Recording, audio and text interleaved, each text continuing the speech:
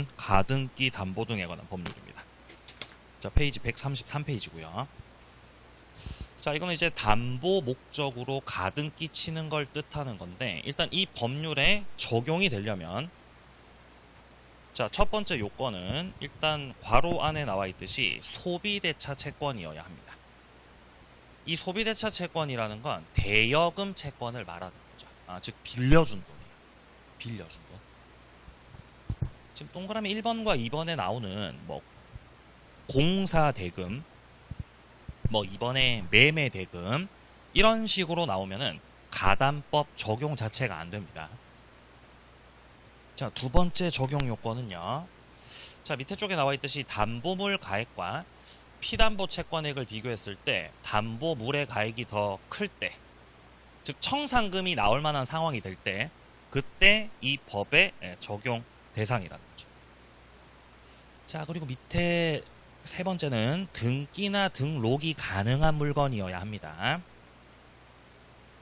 자, 그리고 이제 밑에 쪽에 내려가시면은, 자, 동그라미 7번에 그러면 가담법 적용되는 경우, 자, 어떤 경우냐, 차용금 채무 1억이고요. 그러니까 즉 빌린 돈이 1억이고, 자, 그리고 담보로 제공했던 부동산은 2억짜리 부동산이죠. 그럼 일단 빌려준 돈이기 때문에 첫 번째 요건 충족. 자, 그 다음에 부동산이 2억짜리고 빌린 돈은 1억이라서 두 번째 요건 충족. 자, 그리고 가등기 했다고 나오죠. 그럼 세 번째 요건까지 충족되면서 이 법의 적용 대상이 된다는 겁니다. 자, 그런데 오른쪽 가보겠습니다. 8번. 매매대금이라고 돼 있죠. 그럼 일단 적용 안 되는 거예요. 이 법 적용되려면 매매대금으로는 될 수 없다. 9번은요. 1억을 빌리면서 3천만 원짜리 부동산을 담보로 제공했죠. 그럼 빌린 돈은 1억인데 담보는 3천이잖아요. 그러면 담보물이 커요? 빌린 돈이 더 커요? 빌린 돈이 더 크죠? 적용 안 된다는 거죠. 자, 10번. 3억 담보로 이미 2억짜리 다른 채무에 대한 저당권 설정된 4억 상당의 부동산이라는 겁니다. 자, 일단 예를 들어 채무자 갑이 있고요. 자, 채무자 갑이 가지고 있는 그 부동산, 뭐 예를 들어 건물로 하겠습니다. 건물. 자, 갑이 건물을 가지고 있습니다. 갑이 소유하고 있는 이 건물이 4억짜리 건물이거든요. 4억짜리. 자, 그럼 일단 담보물 자체가 4억짜리고, 자, 이런 상태에서 을이 갑한테 소비대차 계약을 해가지고, 금전 소비대차 계약을 해가지고 을이 갑한테다가 빌려준 돈이 지금 얼마죠? 3억죠. 3억을 빌려준 거죠.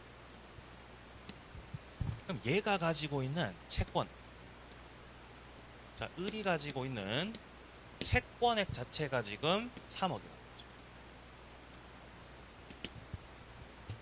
자, 근데 이 채권이 지금 차용금이라서 빌려준 돈이라는 거죠.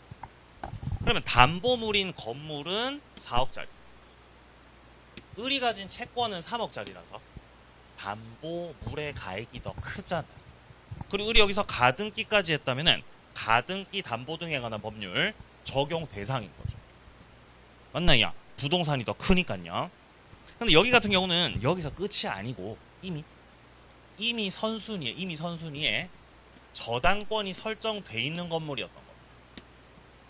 저당권이 설정되어 있다면, 그리고 그 저당권자의 채권액이 2억이라고 한다면, 이때는 4억하고 3억을 단순 비교하는 게 아니라 건물 가액 4억에서,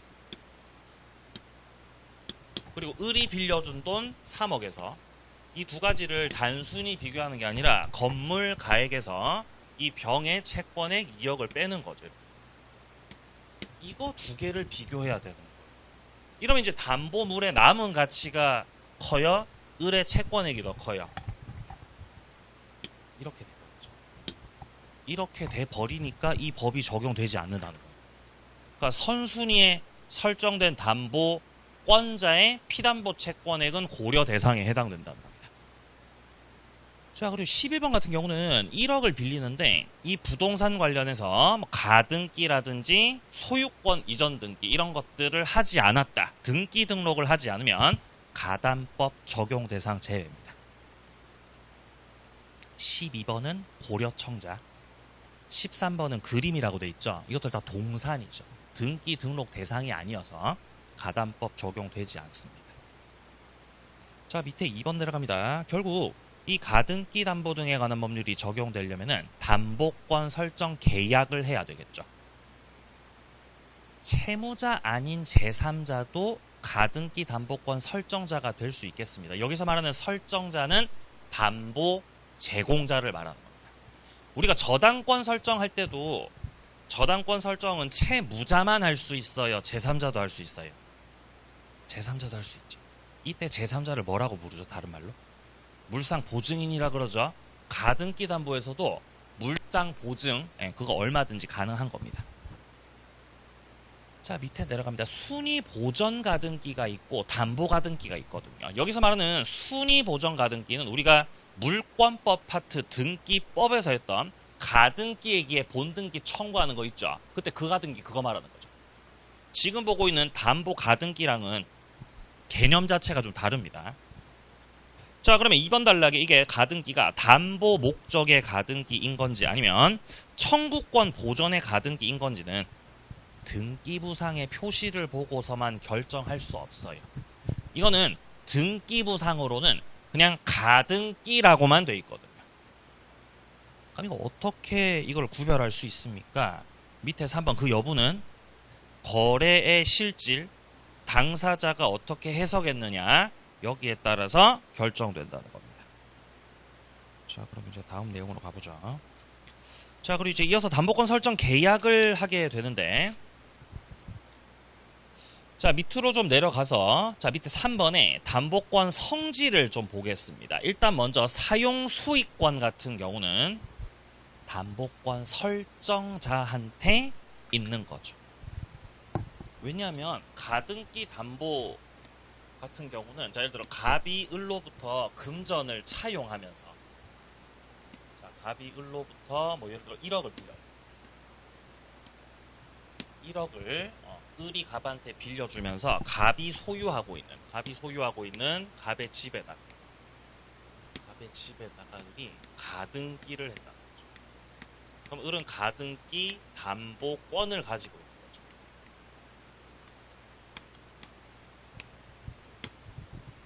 자, 그러면 가등기 담보권을 갖고 있을 뿐 아직 을이 저 집의 소유자가 된 건 아니죠. 물론 나중에 갑이 돈 안 갚으면은 이 가등기 담보권자가 담보권 실행할 수 있습니다. 첫 번째 단계가 실행 통지. 그 다음에 청산기간 2개월. 무사히 지나고 나면은 청산금을 지급하고, 그리고 청산금을 지급을 하면서 결국 마지막으로 본등기를 마침으로써 부동산 소유권을 을이 가질 수 있게 되는 거거든요. 이 절차를 거쳐야지, 요렇게 청산 절차를 거쳐야지 을이 이 해당 부동산의 소유자가 될 수 있는 겁니다. 자, 그러면 이 절차를 거치기 전이라고 한다면 일단 을은 담보권을 가지고 있는 상태잖아요.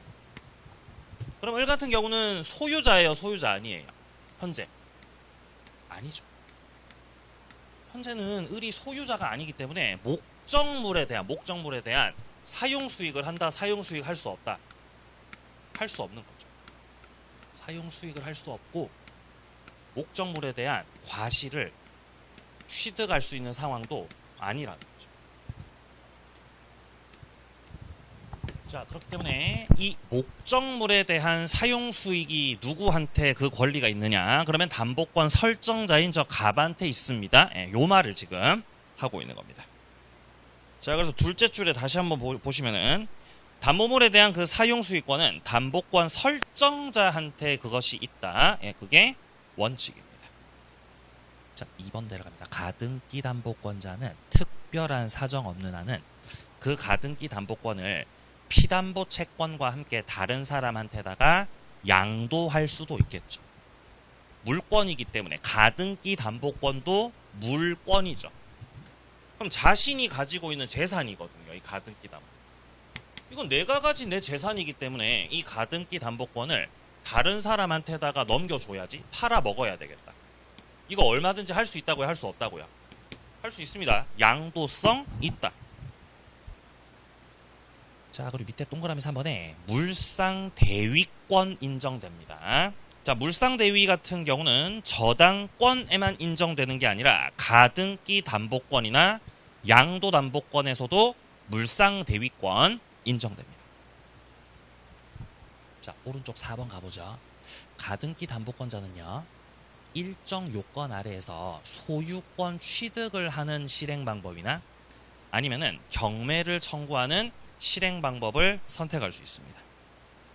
여기서 소유권 취득하는 방법은 청산 절차를 거치는 방법입니다. 청산 절차 4단계. 아니면 경매 청구를 통해서 목적물을 매각시킬 수도 있는 겁니다. 자, 밑으로 내려가보죠. 5번. 자, 그러면 가등기 담보권자가 경매를 청구하는 경우에는 어떻게 되는 것이냐. 자, 일단 5번 동그라미 1번 단락 보시면은 부동산에 대해서 지금 강제 경매가 됐습니다. 이렇게 경매가 되면은 이 담보 가등기는 가등기 담보는 저당권으로 취급되죠. 이거 자체가 저당권으로 취급되기 때문에 원래 경매가 되면 저당권은 다 소멸하죠. 그렇기 때문에 이 가등기 담보도 다 소멸하게 됩니다. 자, 2번 단락. 일정 기간 안에 채권 신고를 하지 않은 가등기 담보권자는 매각대금 배당을 못 받는다 그러죠. 그리고 채권 신고한 후 가등기 담보권자도 경매 절차에서 우선 변제를 받아갈 수 있습니다. 자, 그 다음에 6번 내려갑니다. 청산금 관련해 가지고는 담보권 실행 통지 당시 부동산 가액에서 피담보 채권액을 뺀 금액을 가리켜서 청산금이라고 합니다. 이 청산금을 첫 번째 단계에서 밝혀야 되는 거죠. 채무자 갑이 담보로 제공했던 집이 4억짜리 집.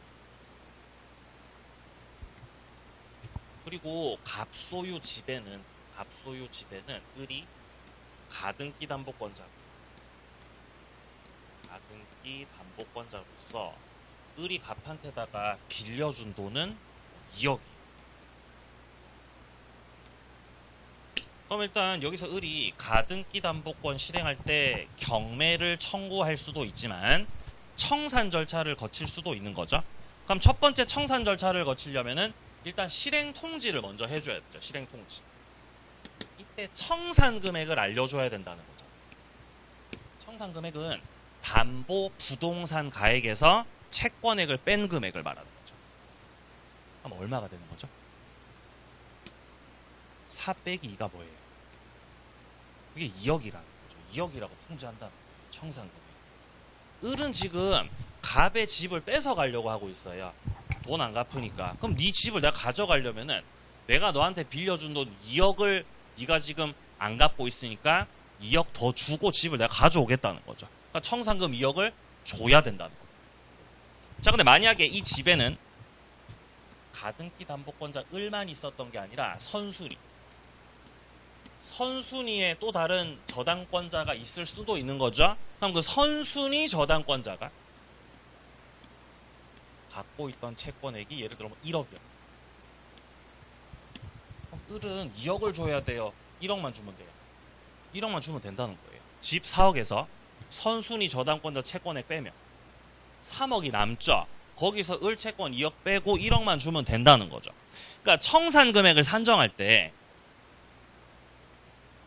지금 둘째 줄 중간에 그 부동산에 선순위 담보권이 있다면 그 선순위 담보권자의 피담보 채권액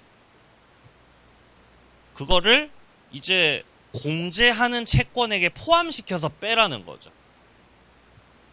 자, 다음 내려갑니다. 실행통지. 자, 실행통지는 첫 번째 통지 내용입니다. 첫 번째 줄 채권자가 담보계약에 따라 적법하게 소유권 취득을 하기 위해서는 청산금 평가액을 채무자한테다가 통지해 줘야 됩니다. 통지 반드시 해야 되고요. 자, 2번 단락 실행 통지를 할 때 담보목적 부동산 평가액을 밝혀야 된다는 거죠. 나름대로 평가해서 통지를 하게 됩니다. 자, 3번 실행 통지를 할 때 후순위 담보권자의 피담보 채권액은 밝히지 않아도 됩니다. 밝혀야 되는 건 후순위를 밝혀야 돼요. 선순위를 고려해야 돼요. 선순위를 고려하는 겁니다. 후순위는 고려할 필요가 없습니다. 다음 페이지요. 자, 동그라미 5번 단락 부분에 보시면은 실행 통지할 때의 그 통지의 상대방들입니다. 채권자가 담보권을 실행해서 담보 목적물 소유권 취득을 하기 위해서는 일단 그 청산금 평가액을 첫 번째 채무자한테다가, 자, 그 다음에 담보 가등기 목적 부동산에 대한 물상 보증인이 존재한다면은 물상 보증인에게도, 자, 그리고 담보 가등기 후에 소유권을 가졌던 제3자가 있다면, 자, 이런 자들을 제3취득자라고 하죠. 자, 그래서 채무자 뿐만 아니라 존재한다면 물상 보증인에게도, 뿐만 아니라 존재한다면 제3취득자들한테다가도 모두 다 통지를 해야 된다는 거죠. 6번 단락 실행 통지의 상대방이 채무자 등 여러 명이라면 그들 모두한테다가 실행 통지를 다 해야 됩니다. 그래서 한 사람도 빠짐없이 통지를 다 해주라는 거죠. 자, 그 다음 밑으로 내려갑니다. 괄호 안 내용 보세요. 실행 통지는 반드시 해야 된다는 거죠. 채권자가 담보권 실행 통지를 할 때 만약에 청산금이 없다면, 청산금이 없어요. 그래도 없다는 통지는 해야 된다는 거죠. 생략할 수 없습니다. 절차를. 9번 부동산 평가액이 피담보 채권에게 미달하고 있다는 거죠. 그럼에도 불구하고 실행 통지는 생략 가능하다, 통지는 해줘야 된다. 통지는 해줘야 된다는 맥락입니다. 지금 그런 말을 하고 있는 거예요. 자, 내려갑니다. 주관적 평가입니다. 채권자 쪽에서 나름대로 평가했던 청산금액이 객관적 청산금 평가액에 미달하고 있습니다. 그럼에도 불구하고 이런 마음대로 했던 평가도 유효한 평가입니다. 11번 통지했던 청산금액이 객관적으로 정확하게 계산된 액수와 맞지 않아요. 그럼 다시 평가해야 되냐? 그럴 필요 없습니다. 안 맞아도 절차는 문제없이 진행됩니다. 예를 들어 을이 그러는 거죠. 야, 내가 네 집을 평가했거든. 네 집은 4억짜리. 네 집 4억짜리고 선순위 저당권자 1억. 그 다음에 내 채권 2억. 4억 빼기 1억 빼기 2억 빼니까 이제 청산금액이 1억이다. 라고 통지를 하는 게 정상적인 통지인 거죠. 정상적인 통지. 그죠? 이게 이제 양심을 갖춘 자의 통지인 거죠. 네가 받을 돈은 1억이야. 근데 예를 들어 을이 야, 내가 네 집을 평가하니까 네 집이 3억짜리지. 3억이라고 마음대로 평가를 하게 되면은 갑이 받을 수 있는 돈이 그냥 제로가 돼요. 그러니까 나는 꽁으로 너한테 돈 한 푼 안 주고 이 집을 가져갈 건데 이렇게 마음대로 평가할 수 있잖아. 이런 식의 가등기 담보권자의 주관적 평가. 주관적으로 평가를 하게 되면 이건 객관적 평가가 아니기 때문에 이런 평가가 유효라고요, 무효라고요?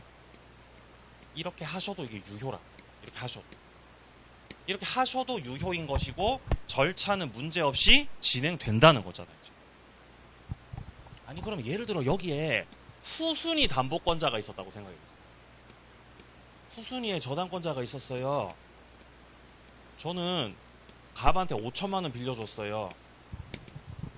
만약에 을이 정상적으로 이걸 4억으로 평가해가지고 청산금액이 1억이다라고 한다면은 이 정도 돈 받을 권리가 생기는 거죠. 갑이 1억을 받게 될 테니까. 근데 을이 이렇게 마음대로 평가를 해버리니까 빵원 돼버렸고 정은 채권 회수가 어려워진 거죠. 그럼 이제 정은 불만 생기잖아요. 불만이. 왜 마음대로 평가하냐? 따라서 불만 있는 채권자는 여기에 대해서 자 지금 동그라미 12번입니다. 귀속 청산의 경우 담보권 실행 통지 절차에 따라 통지했던 그 금액에 대해서 다툴 수 있다고요? 다툴 수 없다고요? 다툴 수 없다는 거예요. 다툴 수가 없어요. 불만이 있어도 못 다툽니다. 뭐 꼬우면 어떡하면 되죠?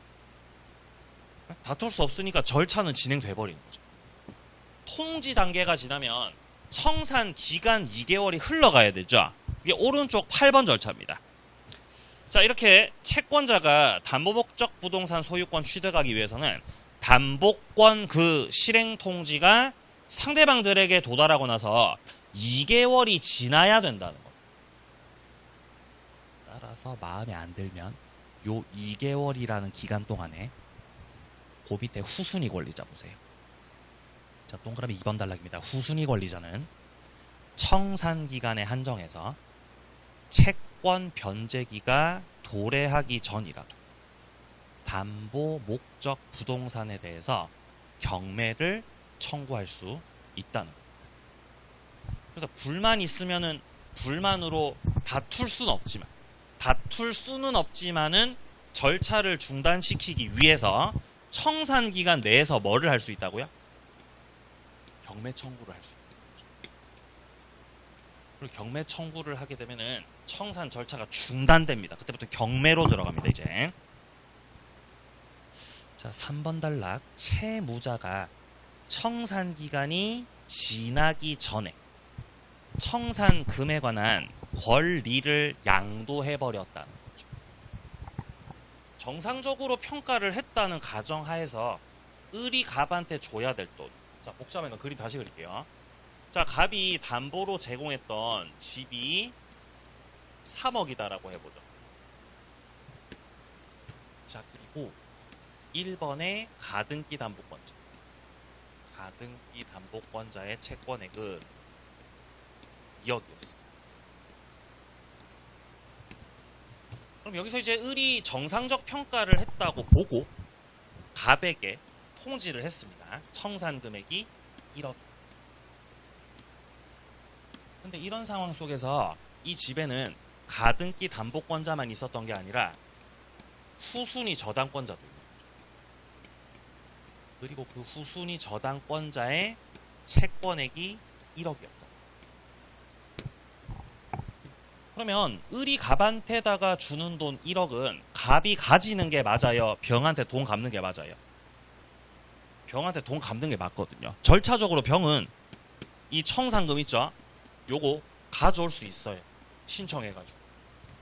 그래서 을이 갑한테 청산금 1억을 지급하기 전에 빨리 움직여가지고 저 돈을 가져올 궁리를 해야 되는 거죠. 병의 입장에서. 근데 그랬더니 갑이 1억을 받을 갑한테는 채권이 있는 거잖아요. 을로부터 1억을 받을 수 있는 채권, 권리가 있는데 이 권리를 다른 사람한테다가 뭐 해버렸다고요, 지금? 양도해버렸다는 거죠. 다른 빚쟁이가 와가지고 계속 갑을 괴롭히니까 그럼 내가 채권이라도 넘겨줄게. 이렇게 하셨다는 거죠. 근데 이 권리의 양도를 가지고서 후순위 권리자한테다가 대항한다고요? 지금 대항 못한다고요? 대항 못한다.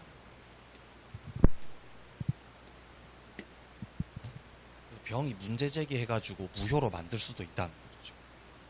문장 다시 보세요. 문장 좀 어렵습니다. 이거 복잡해요. 채무자가 저 갑이 청산기간 2개월 지나기도 전에 청산금에 대한 저 권리를 다른 사람한테다가 양도해버렸다는 거죠. 이런 식의 그 양도는 이로써 후순위 권리자한테다가 대항할 수 있는 게 아니라는 거죠. 대항 못한다. 자, 9번 내려갑니다. 청산금을 지급할 필요도 없이 청산 절차가 끝났습니다. 그러면 그때부터 과실은 이제 채권자가 가질 수 있겠죠. 자, 2번 채권자가 담보권 실행을 통지하고 난 직후 과실수취권을 가질 수는 없죠. 그때는 과실수취권이 채무자한테 있습니다. 과실수취권을 채권자가 가지려면은 청산금을 줘야 과실수취권을 가질 수 있는 거예요. 자, 본등기 내려갑니다. 이 법에서 정한 청산 절차를 거치지 않은 본등기는 무효로 처리합니다. 2번 단락 청산금 미지급으로 본등기가 무효가 됐습니다. 하지만 나중에 절차를 마치고 나면 유효가 될 수 있습니다. 다음 페이지요. 양도담보권자가 청산 절차를 거치지 않은 채 소유권 이전시켰다라고 돼 있네요. 자, 이 경우 선의의 제3자가 보호받을 수 있습니다. 자, 이거는 양도담보에서 나오는 개념이죠. 양도담보. 양도담보라는 거는 가등기 담보보다 더 나쁜 거죠. 예를 들어 채무자 갑이 있는데 채무자 갑이 있고 채무자 갑이 이제 을한테다가 자기 집을 담보로 제공하고 집을 담보 제공하고 을이 갑한테 뭐 한 1억 빌려준 거죠. 1억을 빌려주면서 채권자 을이 저 집에다가 가등기를 하는 게 아니고 아예 채권자 명의로 소유권 이전 등기를 해버리는 담보권.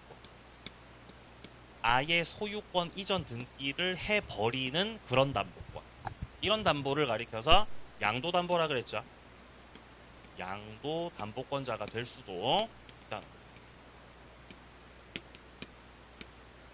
자, 그러면 을이 지금 소유권 등기를 해놨지만 이거는 담보권을 가지고 있는 거죠.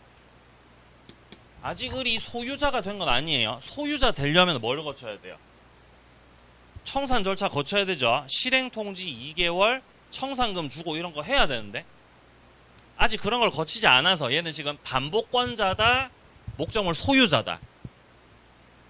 담보권자라는 담보권자. 그래서 을이 자기 명의로 등기돼 있으니까 이거를 넘겨버린단 말이에요. 팔기로 해버리고 소유권 이전 등기를 맞춰버리고 이렇게가 됐을 때 병이 이런 사정을 몰랐던 선의의 제3자 병이 선의의 제3자인 경우라면 이때 선의의 제3자인 병은 보호를 받게 됩니다. 그런 내용입니다. 지금. 자, 그래서 지금 동그라미 2번 달라 보시면은 양도담보 목적 부동산을 양수했던 제3자가 여기서는 아기로 나왔네요. 아기의 제3자죠. 그럼 이때 채무자 같은 경우는 제3자한테다가 말소 청구할 수 있다는 거죠. 보호 못 받습니다. 제3자. 자, 이제 사례로 내려가 보겠습니다. 12번 사례. 갑은 대여금 채권 담보를 위해서 을 소유 X 부동산에다가 가등기를 마쳤습니다. 그리고 후에 병은 X 부동산에 저당권 취득했다. 그림 그려지세요? 지금 부동산 소유자가 누구예요? 그죠? 네, 을 소유 X 부동산. 자, 을이 부동산 소유자고요. 자, 을이 소유하고 있는 그 X 부동산에 대해서 돈 빌려주고 가등기를 마친 게 지금 갑입니다. 자, 이 사례에서 갑이 가등기 담보권자고요. 자, 그리고 나서 이제 그 후에 병이 X 부동산에 저당권 취득합니다. 후순위 담보권자가 병이다. 후순위의 저당권을 가진 게 병이다. 예, 지금 현재 이런 사람.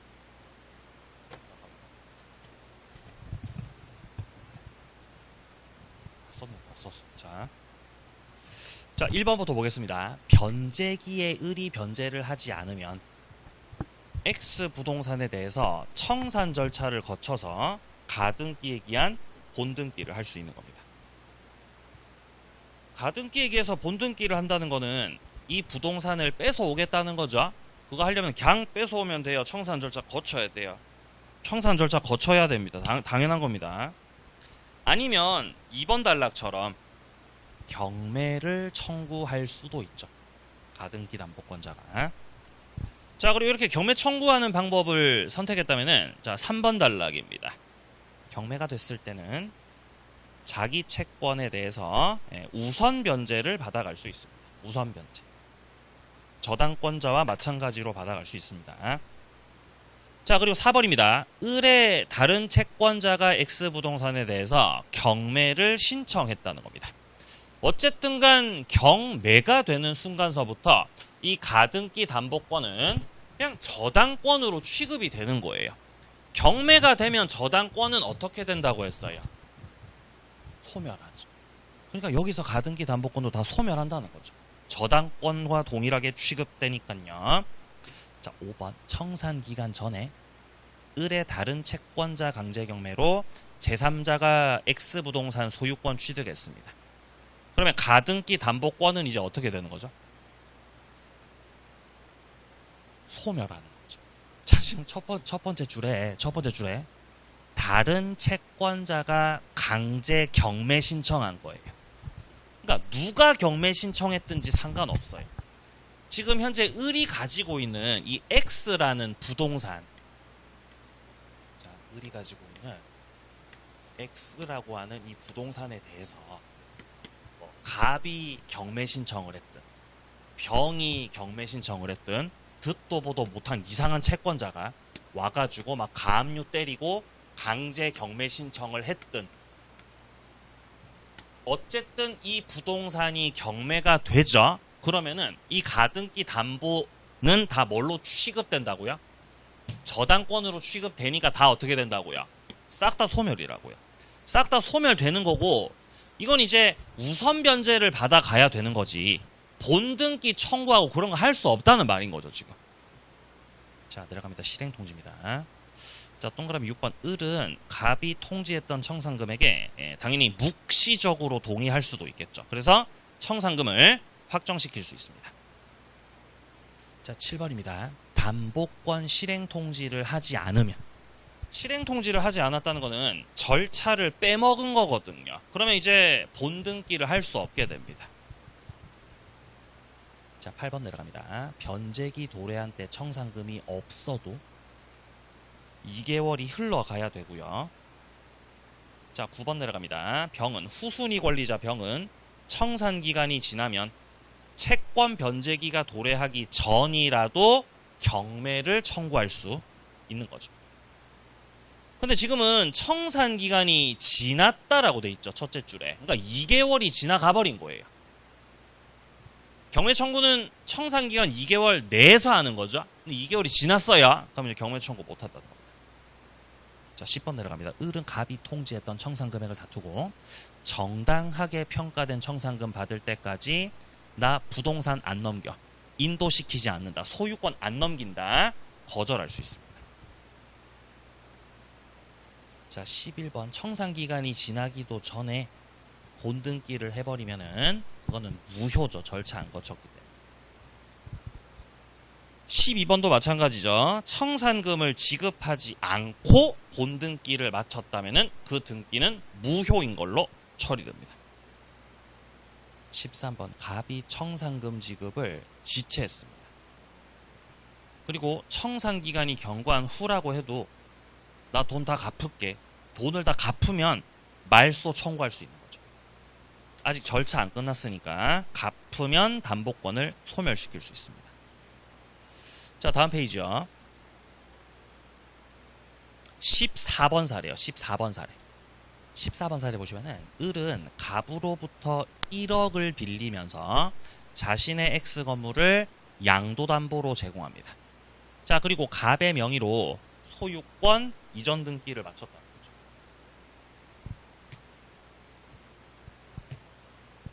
지금 소유권 이전 등기 마쳤다는 건 가등기 담보가 아닙니다. 이런 걸 무슨 담보라 그런다고요? 양도 담보라고 합니다. 자, 그러면 갑으로부터 1억을 빌린 건 을이거든요. 그죠? 자, 그렇기 때문에 자, X 부동산을 소유하고 있는 건 현재 을이고요. 을이 소유자. 자, 을이 갑으로부터 돈을 빌리고 돈 빌려준 채권자 갑의 명의로 지금 소유권 이전 등기 해놨죠. 그래서 갑이 지금 양도담보권자입니다. 갑은 양도담보권을 갖고 있고 그리고 자기 명의로 현재 소유권 등기는 되어 있지만 그렇다고 해서 갑이 이 부동산의 소유자인 건 아니죠. 지금 현재 그건 아닙니다. 뭐를 해야 소유자 됩니까? 청산 절차. 그죠? 청산금 주고 해야 소유자 될 수 있는 거죠. 자, 그리고 나서 병은 을과 임대차 계약 맺었고 임차인이 들어왔다. 부동산에는 임차인이 들어와 있습니다.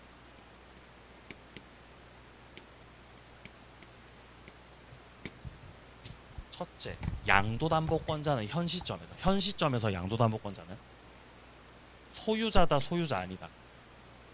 아니에요. 그걸 물어보는 거예요, 시험에서. 양도담보권자는 소유권 등기 했음에도 소유자입니까? 아니요, 소유자 아닙니다. 그걸 물어봐요, 시험에서. 그럼 소유자가 아니기 때문에 이 양도담보권자 갑은 아직 청산 절차 거치지도 않았고 목적물에 대한 과실을 취득할 수 있다, 취득을 못한다. 취득을 못하는 거거든요. 따라서 임차인으로부터 차임을 받는 것은 을이다, 갑이다? 을이 차임을 받아가는 거죠. 과실 취득은 을이 하는 겁니다. 갑이 할 수 없습니다. 자, 그러면 추가적으로 양도담보권자 갑이 임차인을 상대로 해가지고 목적물에 대한 반환 청구를 한다면, 즉 나가라는 청구를 하는 경우라면 그 반환 청구의 근거를 봤을 때 첫째, 내가 소유자니까 소유권에 기한 반환 청구를 하겠다. 그건 말이 안 되는 거예요.